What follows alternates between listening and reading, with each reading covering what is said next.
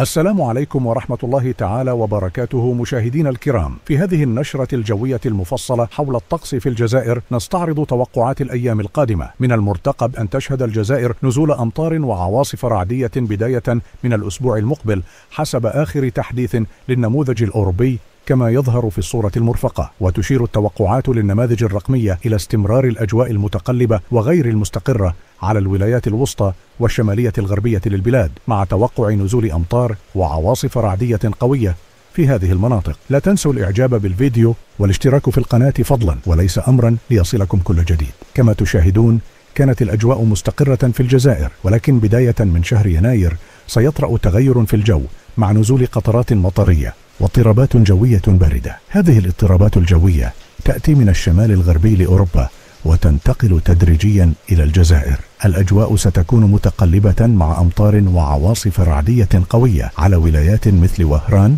العاصمة الجزائرية وقسنطينة.